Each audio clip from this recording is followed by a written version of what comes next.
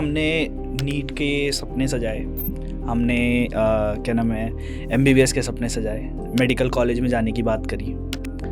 But क्या journey सच में इतनी स्मूथ थी कि हमने डिसाइड कर लिया कि बिल्कुल नहीं। मम्मी जब अपने डेथ बेड पे थी ना, जब उन्हें लग गया कि अब मैं नहीं बचूंगी। मेरे 2 बड़े पापा हैं, एक कोलकाता में रहते हैं और एक अभी जिनके साथ में रह रही हूँ। तो वो कोलकाता वाले की ना गवर्नमेंट जॉब है, तो उन्हें मम्मी ने कहा था कि मेरी बेटियों का ना आप वैसे ही ध्यान रखना जैसे अपनी बेटी का रखा था, और हाथ भी जोड़े थे, बट उन्होंने फिर हाथ खड़े कर दिए थे। इस टाइम पे एक और ज़्यादा तुम्हारे साथ एक चीज़ हुई कि पिताजी कार्डियक अरेस्ट से आपको छोड़कर चले गए। कार्डियक अरेस्ट में उनका फर्स्ट अटैक था, तो अगर किसी को बेसिक CPR भी आता तो वो बच जाता। रास्ता कैसे पता लगा कि डॉक्टर कैसे बना जाता है? रास्ता मेरे 2 फ्रेंड्स थे ना, यशिता, रिया, वो दोनों को भी डॉक्टर बनना था। तो उन दोनों के साथ जब मैं 10 में बैठती थी ना, तो यशिता को एकदम जोर वाला डॉक्टर बनना था, बचपन से डॉक्टर बनना था। हाँ, तो वो 6-7 से ही देखती रहती थी कैसे बनते हैं। तो उससे मेरे को पता चला था कि हाँ ऐसे ऐसे एग्ज़ाम वगैरह होता है। और फिर धीरे धीरे जब मैंने इंस्टीट्यूट वगैरह के एग्ज़ाम्स दिए, कोचिंग में एडमिशन हो गया, तो और क्लियर हो गया सब कुछ। तो इंस्टीट्यूट वगैरह के एग्ज़ाम दिए, कोचिंग में एडमिशन लिया। अच्छा, बट इस टाइम पे एक और ज़्यादा तुम्हारे साथ एक चीज़ हुई कि पिताजी भी इस टाइम पे नहीं, मम्मी का 2021 में हुआ था, पापा का 2018 में ही हो गया था। अच्छा, पिताजी कार्डियक अरेस्ट से आपको छोड़कर चले गए। उसका भी थोड़ा मतलब धीरे धीरे सब चीज़ें बिल्ड हुई कि मेरे को क्या करना है आगे चल के, क्योंकि कार्डियक अरेस्ट में उनका फर्स्ट अटैक था।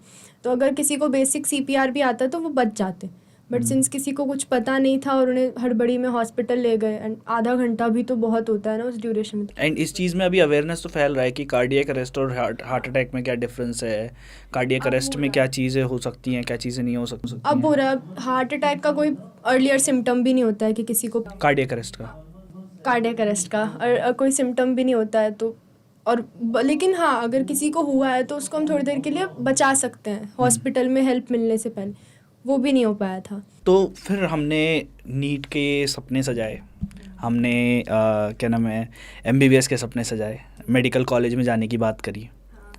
बट क्या जर्नी सच में इतनी स्मूथ थी कि हमने डिसाइड कर लिया कि बिल्कुल नहीं। तो अभी आप अपने बड़े मम्मी बड़े पापा के साथ रहते हो?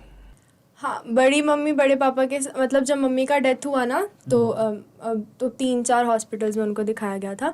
तो उनके साथ मेरी, जिनके साथ अभी मैं रहती हूँ ना, बड़ी मम्मी, उन्होंने ही उनका मतलब पूरा ध्यान रखा था पूरे में। तो और मम्मी जब अपने डेथ बेड पे थी ना, जब उन्हें लग गया कि अब मैं नहीं बचूंगी। मेरे 2 बड़े पापा हैं, एक कोलकाता में रहते हैं और एक अभी जिनके साथ में रह रही हूँ, जिन्हें अब मैं पापा मम्मी बोलती हूँ क्योंकि वो बन गए हैं। तो उन्हें तो वो कोलकाता वाले की ना गवर्नमेंट जॉब है, तो उन्हें मम्मी ने कहा था कि मेरी बेटियों का ना आप वैसे ही ध्यान रखना जैसे अपनी बेटी का रखा था, और हाथ भी जोड़े थे, बट उन्होंने फिर हाथ खड़े कर दिए थे। तो उसके बाद से मैं 10th क्लास के वक्त से फिर मैं दिल्ली में ही आ गई, बड़ी मम्मी बड़े पापा के साथ ही रहने लग गई, और अब मैं उन्हें मम्मी पापा बोलती हूँ बिकॉज वो है उसलिए। ठीक है,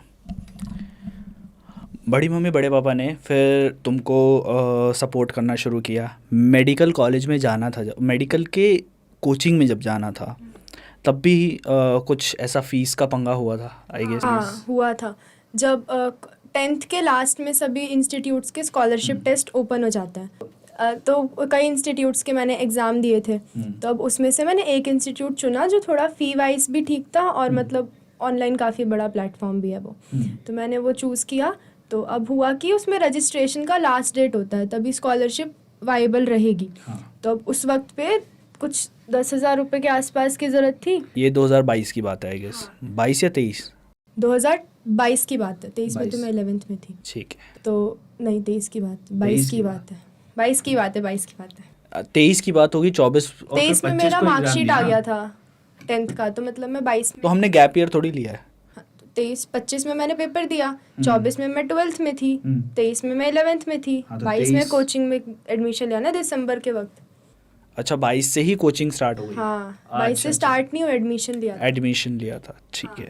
तो अब रजिस्ट्रेशन के लिए कुछ 10,000 रुपये की ज़रूरत थी। अब उस वक्त मेरी दादी को ना बहुत ही सीवर लंग में प्रॉब्लम हो गई थी, जिस वजह से हम लोगों ने उन्हें प्राइवेट हॉस्पिटल में एडमिट कराया था, क्योंकि गवर्नमेंट वालों ने भेज दिया था, क्योंकि वो एजेड भी थी काफ़ी।